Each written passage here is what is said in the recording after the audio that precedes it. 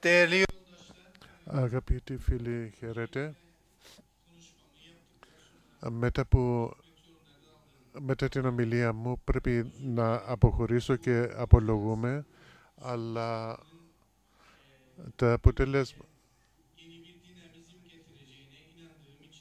πιστεύω ότι το αποτέλεσμα αυτής της συνάντησης θα φέρει νέα δυναμική στις σχέσεις στην Κύπρο και γι' αυτό θα ήθελα να έχω όλα τα αποτελέσματα λεπτομερώς για να είμαι κατατοπισμένος και σας ευχαριστώ για τη βοήθεια. Η αριστερά στο σημείο που φτάσαμε μοιάζει να είναι αποτυχημένη. Μάλιστα, οι φίλοι που έκαναν προηγουμένως την εισαγωγική τους χαιρετισμούς έχουν μιλήσει στην εισαγωγική ομιλία επίσης, αλλά η αριστερά δεν μπορούσε να αποτρέψει τη μοιρασμό της πατρίδας μας. 40 χρόνια διαίρεσης, το να συνεχίζεται χωρίς να μπορέσει να το αποτρέψει, είναι αποτυχία.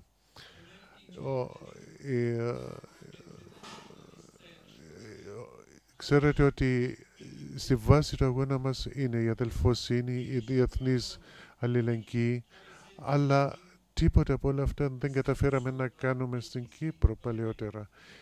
Η επιρροή όμως που μπορεί να έχει η αριστερά στο Κυπριακό είναι πολύ σημαντική.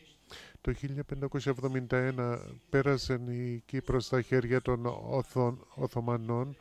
Το 1878 δόθηκε στους Βρετανούς λόγω του πολέμου με την Ρωσία. Το 70, το 23 η Τουρκία δέχτηκε την μετατροπή της Κύπρου σε βρετανικά εδάφη. Το δεκαετία του 50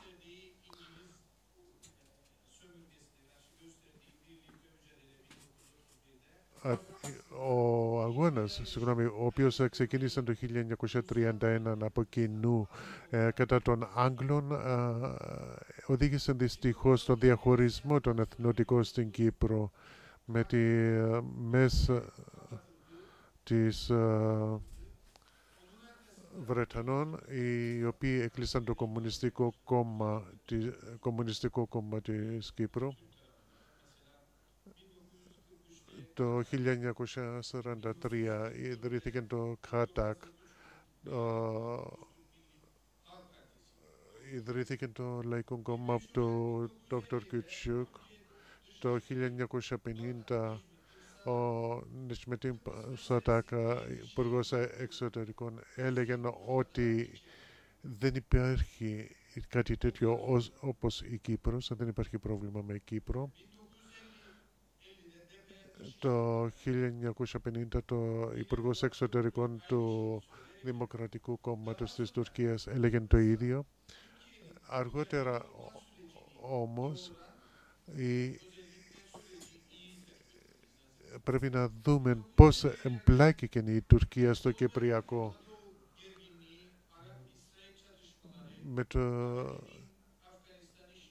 Οι σχέσεις στη Μέση Ανατολή που διαμορφώνονταν τότε στη βάση του πετρελαίου μεταξύ Παλαιστίνης, Ισραήλ, αμερικανικής παρέμβασης στη Μέση Ανατολή επέβαλε νέα δεδομένα για την Κύπρο.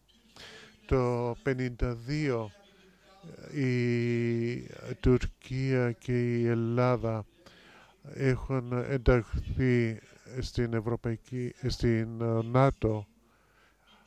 Η Κύπρος, αντί να εκμεταλλευτεί αυτήν τη συγκυρία, βλέπουμε τις Ελληνοκύπριους να κάνουν δημοψήφισμα ζητώντας ένωση. Το 1955 ήταν η ίδρυση της ΙΟΚΑ και αμέσως μετά ήταν τα γεγονότα στην Κωνσταντινούπολη τα Σεπτεμβριανά, 7 του Σεπτέμβρη. Στη συνέχεια βγήκε το 1957 το σύνθημα «Η διχοτόμηση ή θάνατος» με την ίδρυση της ΤΕΜΕΤΕ και όλα αυτά ρίχναν την αριστερά πιο χαμηλά. Το 1955, μετά τα γεγονότα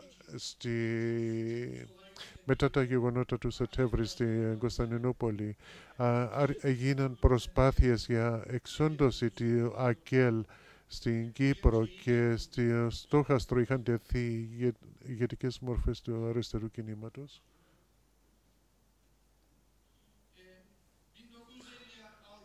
Το 1956 ήταν η διαμάχη για το Σουέζ και η Αίγυπτος με τον Νάσερ προχώρησε σε κρατικοποίηση του Σουέζ. Η αριστερά δεν είδαν τη σημασία που αποκτούσε πάλι η Κύπρος με όλες αυτές τις εξελίξεις. Το 1958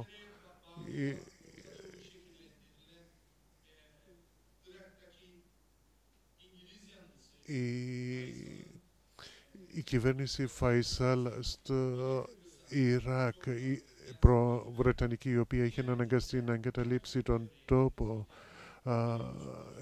και να αντικατασταθεί από κάποιον δικών του ΝΑΤΟ, πάλι στην Κύπρο δεν είχε να αντιληφθεί με τον σωστό τρόπο.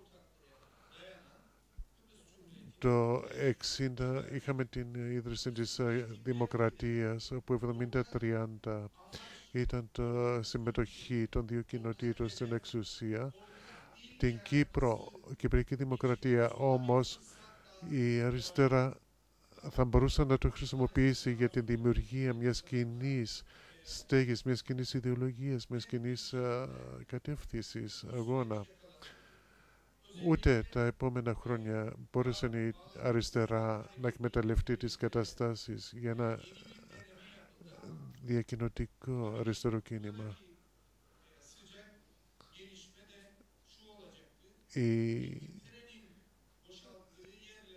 Βλέπουμε ότι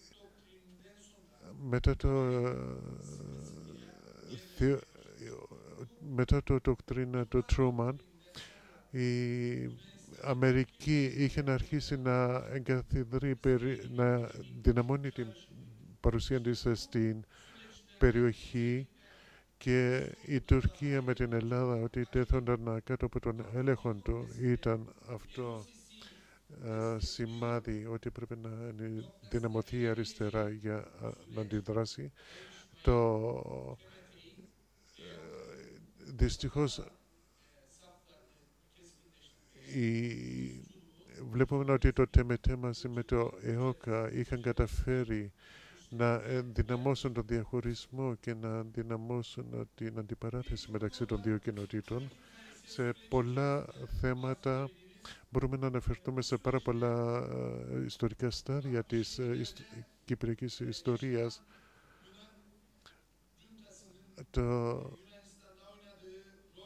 Μπορούμε να μιλήσουμε για το ρόλο της Χούντας στην Ελλάδα,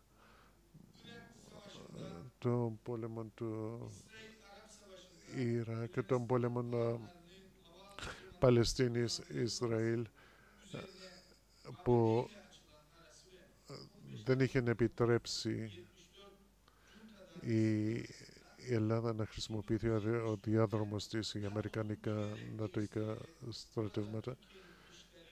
Οι Αμερικάνοι βοήθησαν την εισβολή της Τουρκίας στην Κύπρο.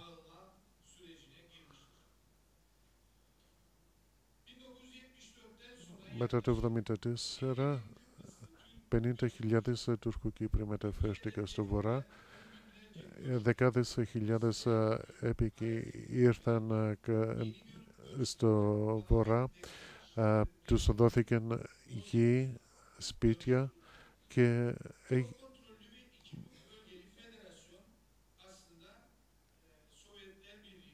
η θέση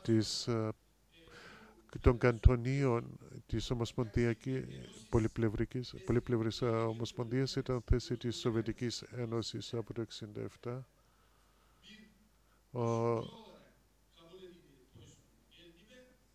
ήταν μια θέση την οποία δεν είχε να ενστερνιστεί η αριστερά τότε παρά μόνο αργότερα.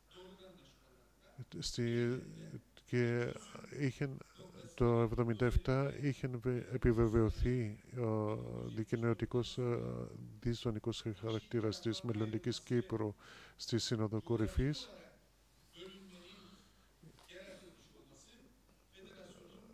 Δηλαδή μετά τη γεωγραφικό διαχωρισμό του Κύπρου έγινε πιο ξεκάθαρη η θέση της αριστεράς υπέρ της Διζωνικής Ομοσπονδίας.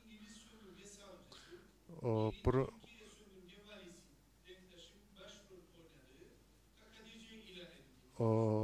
1983 ο Τενκτάζ, ο οποίος δρούσε ως έπαρχος της Τουρκίας, ανακήρυξε την λεγόμενη του Δουβοκού με στη αντίπερα όχθη η αριστερά δεν είχε καταφέρει να οργανωθεί, να δυναμώσει τις γραμμές της. Η επεκτατική Τουρκία και η Ελλάδα, οπότε έχουν προβλήματα στο εσωτερικό, προσπαθούν να εκτονωθούν μέσω της εθνικιστικών εξάρσεων στην Κύπρο, και η οργανωμένη αριστερά στην Κύπρο δεν μπόρεσε να αντιδράσει συγκροτημένα σε αυτό.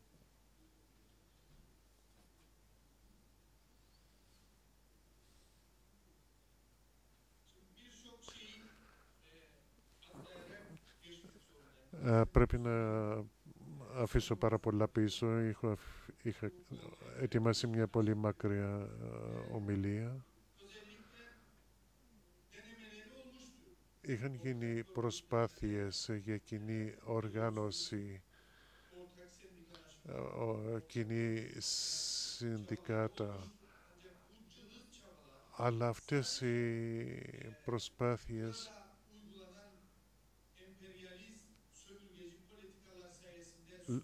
λόγω των πολιτικών, των υπεριαλιστικών, οι οποίες οδηγούσαν στην καταπίεση της αριστεράς,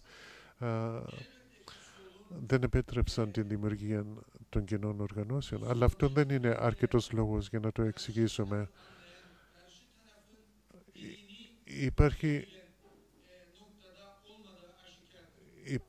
Είναι ξεκάθαρο ότι κάτι το οποίο ενοχλούσε είναι ότι δεν μπορούσε η μία πλευρά να κατανοήσει τη γλώσσα, την σκεπτικών της άλλης πλευράς, και αυτό βλέπουμε και μέσα από τις επιστολές του Καβάζογλου στην Κεντρική Επιτροπή του ΠΕΟ, ότι δεν εκπροσωπούνταν ικανοποιητικά οι Τουρκοκύπριοι στις εκδηλώσεις που γίνονταν, ή δεν δίνονταν αρκετός λόγος στους Τουρκοκύπριους. Υπάρχουν λεπτομερείς αναφορές σε αυτό στο βιβλίο του Dr. Αχμετάν. Στην Κύπρο η αριστερά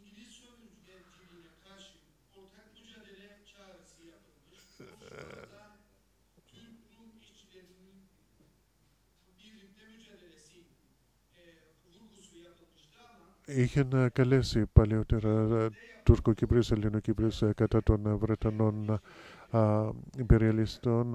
Τους είχε καλέσει σε κοινόν αγώνα, αλλά έμειναν όλα στα λόγια. Δεν είχαν περάσει σε έμπρακτες εφαρμογές αυτής της πρόκλησης.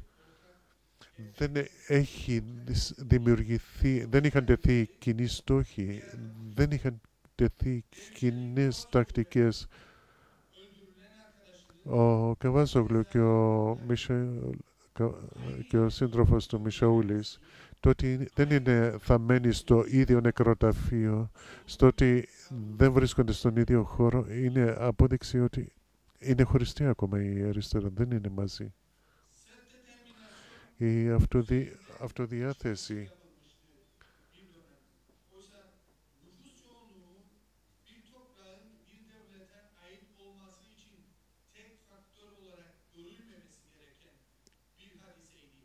Η αυτοδιάθεση ήταν ένα αίτημα, το οποίο όμως παράβλεπε ότι δεν είναι ανάγκη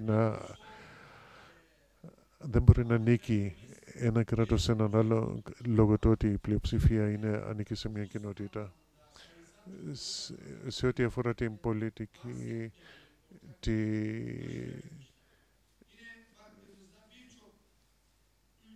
σε πάρα πολλές χώρες η προσέγγιση στο πληθυσμιακό,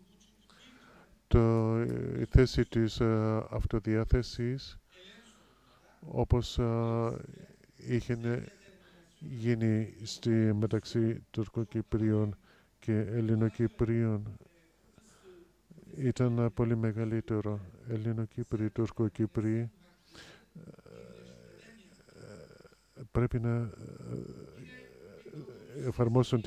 να χρησιμοποιήσουν την αυτοδιάθεση από κοινού για έναν κοινό σκοπό.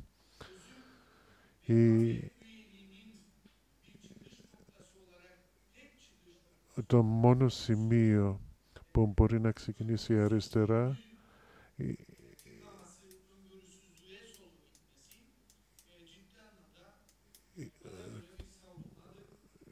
έχει χάσει αριστερά κάπου.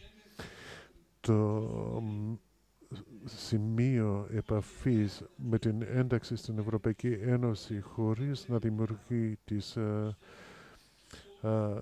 δυνατότητες των δύο κοινοτήτων να συμμετέχουν ενεργά. Η σημερινή στο βορρά η πλατφόρμα, η χώρα αυτή είναι δική μας. Η συνεργεία που έχει δημιουργήσει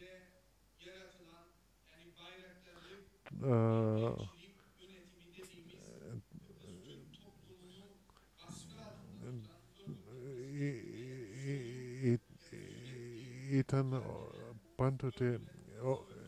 πάντοτε η αριστερή κινητοποίηση στη βορρά λόγω της πίεσης και της πρεσβείας δεν επιτρέπαν τους Τουρκοκύπριους να οργανωθούν από κοινού. Σήμερα όμως η τουρκοκυπριακή κοινότητα